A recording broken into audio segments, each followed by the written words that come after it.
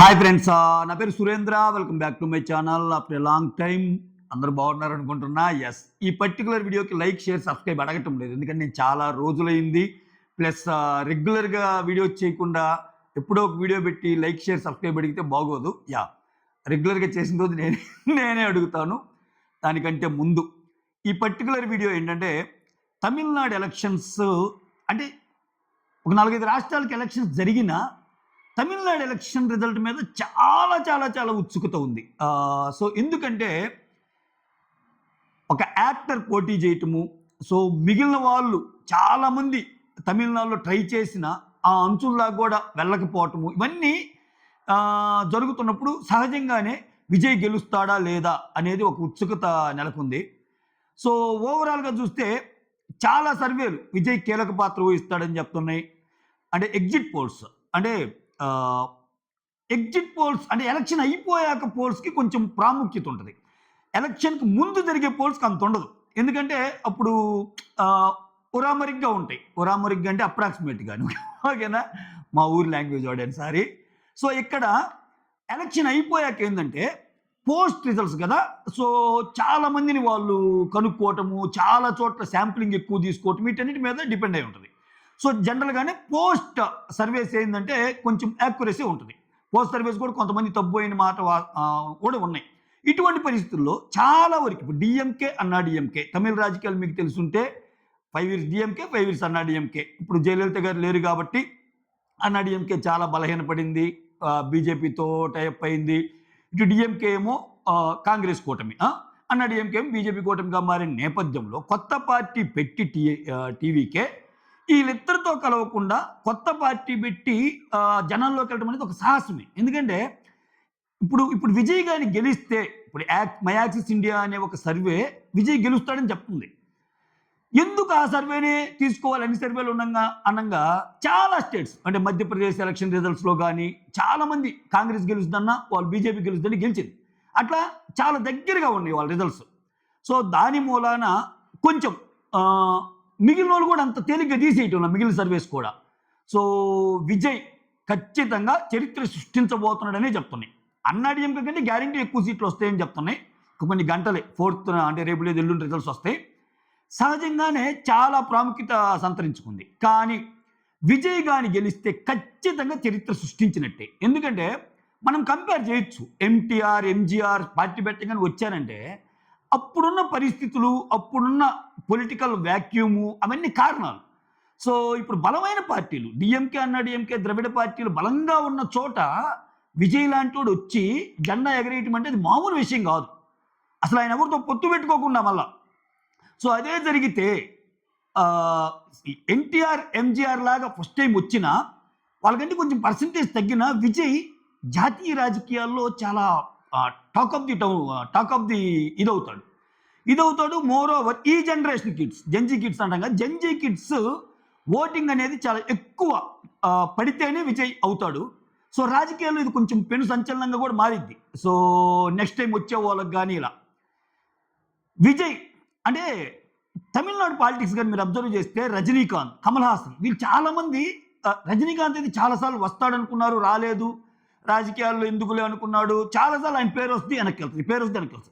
కమల్ హాసన్ లాంటి వాళ్ళు వచ్చారు, పార్టీ పెట్టారు, అయినా అంత ఇది కాల 5% లోపే ఓట్ బ్యాంక్.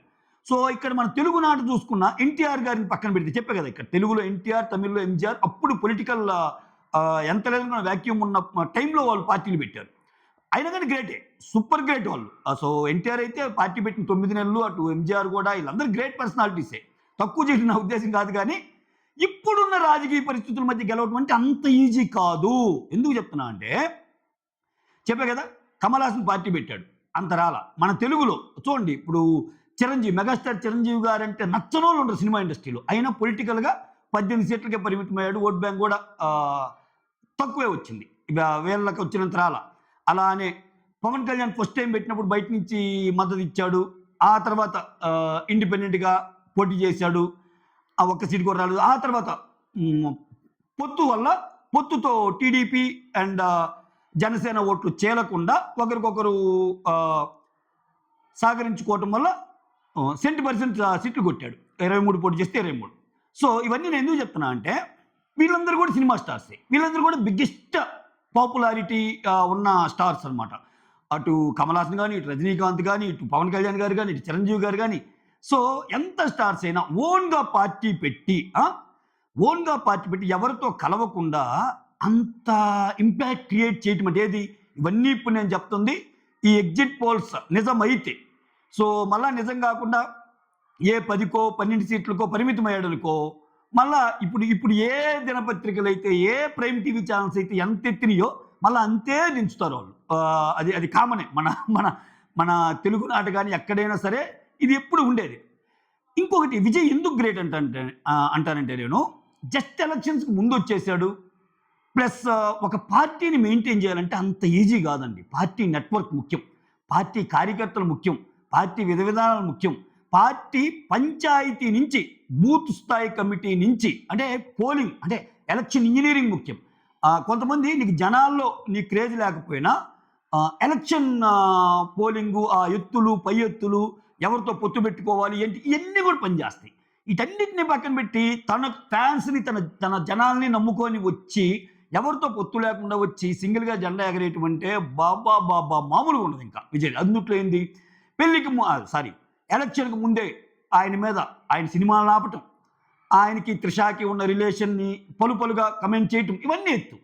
అంటే ఎంతో కొంత నెగటివిటీ సృష్టించడానికి ట్రై చేసిన వాటన్నిటిని తట్టుకొని ఎందుకంటే ఎలక్షన్ ఇంజినీరింగ్ అంటే ఇవాళ రేపు చాలా డబ్బులు ఖర్చు అయ్యిద్ది. పార్టీ నిర్మాణం కూడా అంత ఫుల్ ఫ్లెడ్జ్‌గా ఉండదు. గ్రామ స్థాయి కమిటీల నుంచి ఉండవు. గ్రామ స్థాయి కమిటీల నుంచి, ఎంపీటీసీ నుంచి, జెడ్పీటీసీ నుంచి, మండలం నుంచి, రెవెన్యూ డివిజన్ నుంచి అంత పటిమ ఉండాలి. అంటే ఇప్పుడు టీడీపీ కానీ, బీఆర్ఎస్ కానీ, వైఎస్ఆర్సీపీ కానీ వీళ్ళందరూ ఏంది వీళ్ళన్ని పార్టీలకి ఏంటంటే స్ట్రాంగ్ హోల్డ్ ఉంటుంది. సో అట్లాంటి హోల్డ్ సంపాదించడం అనేది కష్టమైంది విజయ్కి. కానీ అటువంటి పరిస్థితుల్లో కూడా నిలదొక్కొని ఒక సీఎం పదవి కొట్టాడంటే మాత్రం నభూతో నభవిష్యత్ అబ్బా. చెప్పా కదా. అంటే ముందు వాళ్ళని చూసి ఈ ఎలక్షన్లో మనం నెగ్గుతామా లేదా అని రజనీకాంత్ లాంటి స్టార్సే వెనకడుగు వేయటం, కమల్ హాసన్ లాంటి స్టార్స్ ముందుకెళ్ళినా ఇంకా మాటకు వస్తే చాలా మంది ఉన్నారు. విజయకాంత్ లాంటి వాళ్ళు కూడా పార్టీ పెట్టారు. ఎవరి మేరకు వాళ్ళు రాణించారు. కానీ ఇక్కడ విజయ్కి చూపిస్తున్న నంబర్స్ వేరే లెవెల్లో ఉన్నాయి. విజయ్కి చెప్తున్న నెంబర్స్ అనేది చాలా బిగ్ నెంబర్ అనమాట. అదే కానీ జరిగితే అంటే తమిళనాడు సంస్కృతి ఎలా ఉంటుందంటే ఒక 5 years ఒక పార్టీకి అధికారం ఇచ్చారంటే కంపల్సరీ నెక్స్ట్ 5 years ఇంకో పార్టీకి. ఎందుకంటే యాంటీ ఇన్కంబెన్స్ వచ్చేస్తుంది. అబ్బా మనం అనుకున్నాం కానీ పెద్దగా ఏమీ చేయటం లేదురా అని. సో ఇటువంటి పరిస్థితుల మధ్య జనరల్గా అన్నా డిఎంకే కానీ స్ట్రాంగ్గా ఉంటే, జయలలిత కానీ స్ట్రాంగ్గా ఉంటే డిఎంకే యాంటీ ఇన్కంబెన్స్ ఓటు మొత్తం అటు వచ్చేది. జయలలిత గారు కాలం చేయటం, ఆ తర్వాత పార్టీ బాగా వీక్ అయిపోవటం ఇవన్నీ జరగటం మూలాన ఇనీషియల్ ఫీడ్బ్యాక్ కానీ ఇనీషియల్ ట్రెండ్స్ కానీ ఎలా అనుకున్నారంటే సో డిఎంకే 5 years రూల్ చేసింది కాబట్టి డిఎంకే ఇంకొద్దురా మనం డిఎంకే 5 ఏళ్ళు చూసాం, నెక్స్ట్ వేరే పార్టీకి అవకాశం ఇద్దాం అనుకునే వాళ్ళు ఎట్టేయాలి, ఇద్దరు అన్నా డిఎంకేకి వేయాలి లేకపోతే విజయ్ పార్టీకి వేయాలి టీవీకేకి. ఈ యాంటీ ఇన్కంబెన్స్ ఓటు వల్ల ఓట్ స్ప్లిట్ అవుతుంది. అప్పుడు ఏమైంది న్యాచురల్గానే స్టాలిన్ డిఎంకే పార్టీకి పిచ్చింగ్ అయింది. అఫ్కోర్స్ ఇప్పటికీ ఒకటి రెండు విజయ్ వైపు చెప్తున్నా మెజారిటీ డిఎంకే వస్తాయని కూడా చెప్తున్నారు.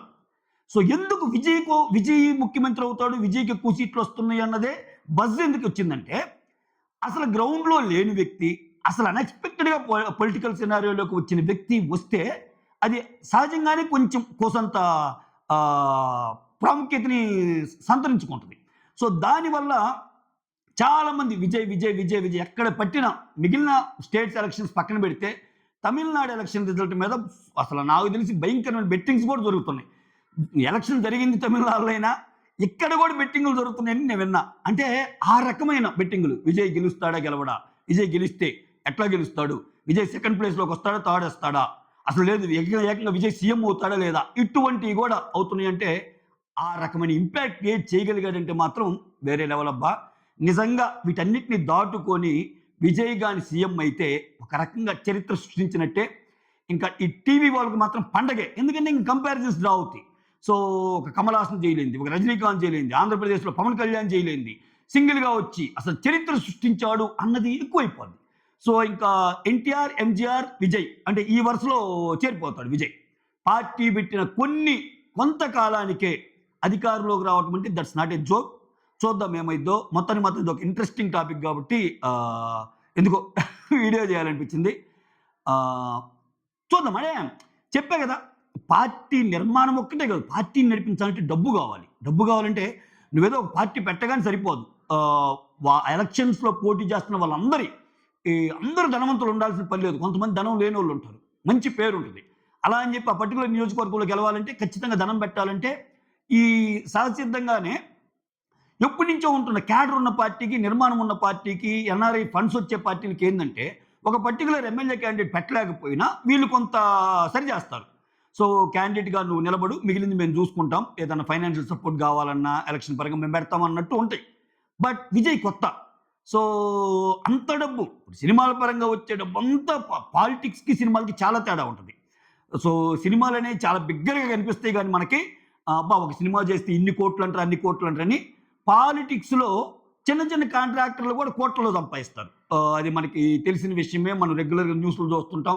వాళ్ళ సోదాల్లో ఇంత జరిగినియి, ఈళ్ళ సోదాల్లో ఇంత జరిగినియని. వీటన్నిటి మధ్య ఇటువంటి అన్ని నెగెటివ్ విషయాల మధ్య విజయ్ గెలిచాడంటే మాత్రం చరిత్రే. చూద్దాం ఏమైద్దో. మీరేమనుకుంటున్నారో కమెంట్ చేయండి. Okay. That's all. Thank you so much. Signing off. Me Surendra.